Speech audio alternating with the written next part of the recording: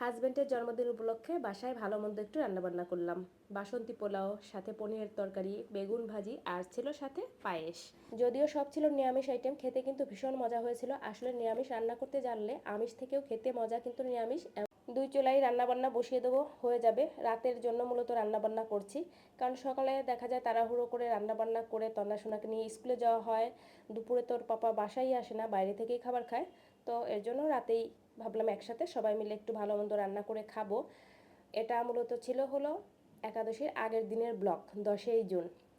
এর জন্য আর আজকে বাইরে যেয়ে খাওয়া হবে না, এমনকি বাসায়ও আমিষের কোনো আয়োজন হবে না, যেহেতু একাদশীর আগের দিনের ব্লগ। তো ভাবলাম যেহেতু আজকে আমরা নিরামিষে খাচ্ছি, একটু ভালো মন্দ নিরামিষের ভিতরে আয়োজন করি। জন্মদিন বলে কথা, প্রতি বছরই চেষ্টা করি তার পছন্দের খাবার দাবারগুলো রান্না করে দেওয়ার জন্য। তো পায়েসটা বসিয়ে দিয়েছি, আর এদিকে পনিরটা করে নিলাম।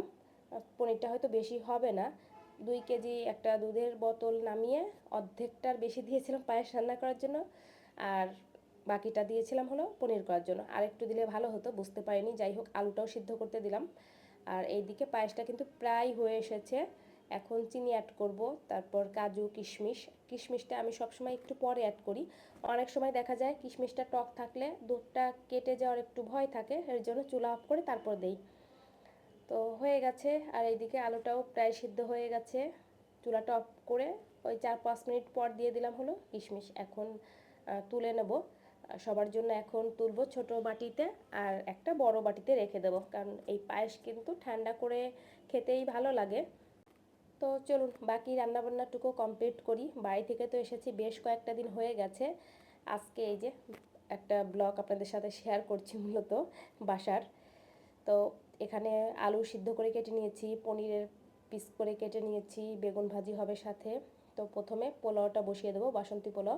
আজকে একটু অন্যভাবে রান্না করছি। পরিমাণ মতো তেল দিয়েছিলাম, তারপর 1 চামচ ঘি, তারপর এলাচ, আদা সব কিছু দেওয়ার পর কিশমিশ কাজু একটু ভেজে নিয়েছি, তারপর দিয়ে দিলাম চালটা, তারপর হলুদ লবণ। ব্যাস, আস্তে আস্তে করে ভালো করে ভেজে নিতে হবে। হলুদটা ওই পরিমাণে দিয়েছি যাতে হালকা যে কালারটা আসে ওরকমই হবে। ক্যামেরায় বা রাতের জন্য একটু বেশি লাগতেছে হয়তো। তারপর দিয়ে দিলাম পরিমাণ মতো জল। ব্যাস, এখন রান্নাটা করে নেব। পরে আবার একটু ঘি অ্যাড করব। একদম খুব সুন্দর হয়েছে, মানে একদম ঝরঝরা হয়েছে যেমনটা চেয়েছিলাম। আমি কয়েকটা কাঁচামরিচ দিয়েছিলাম। তো পাশের চুলায় আর কিছু টাইম থাকবে, আর এই চুলায় এখন আবার বেগুন ভাজি করে নিচ্ছি। আর এই তেলেই তারপর আলুর দমটা করে নেবো। আলুর দম না তো, মানে পনিরের তরকারিটা। পোলাওর সাথে কিন্তু বেগুন ভাজিটা ভীষণ ভালো লাগে। আমার তো বেগুন ভাজির সাথে কাঁচামরিচ দিয়ে পোলাও খেতে ভীষণ ভালো লাগে। মাংস বা যে কোনো কিছুর থেকে বেশি ভালো লাগে বেগুন ভাজি দিয়ে খেতে। তো পনিরটা হালকা করে ভেজে তুলে নিলাম, তারপরে একটু তেলে জিরা ফোড়ন আদা কুচি দিয়ে তারপর দিয়ে দিলাম সিদ্ধ করে রাখা আলুটা, হলুদ লবণ দিয়ে কিছু টাইম ভেজে নেব। কাঁচামরিচ দিয়ে রান্না করব। মশলা বলতে শুধু একটু জিরার গুঁড়া, কাঁচামরিচ, ব্যাস। আর নামানোর আগে ঘি গরম মশলা তো অবশ্যই দিতে হবে, পনিরের তরকারি বলে কথা। তো খুব ভালো করে আস্তে আস্তে করে কষিয়ে নিয়েছি, আর তারপর ঝোলের জন্য জল দিয়ে পনিরের পিসগুলো দিয়ে দিলাম। এখন খুব সুন্দর করে প্লেটটা সাজিয়ে গুছিয়ে দিচ্ছি। একসাথে এখন সবাই মিলে খাবার খাবো, সাথে শশাও কাটা হয়েছিল। তন্নার পাপার জন্মদিন, তন্না কেক কাটার জন্য তো ভীষণ ব্যস্ত হয়ে গিয়েছিল আজকে সারাদিন। অনেকবার বলেছে পাপাকে ফোন করে বলো কেক নিয়ে আসতে, আমরা বাইরে খেতে যাব। ওর পাপা বলেছিল বাইরে খেতে নিয়ে যাব। যাব সামনে 2-3 দিন পর সময় করে একদিন বাইরে খাওয়া দাওয়া করে আসবো। তো ব্লগটা এই পর্যন্তই থাকছে।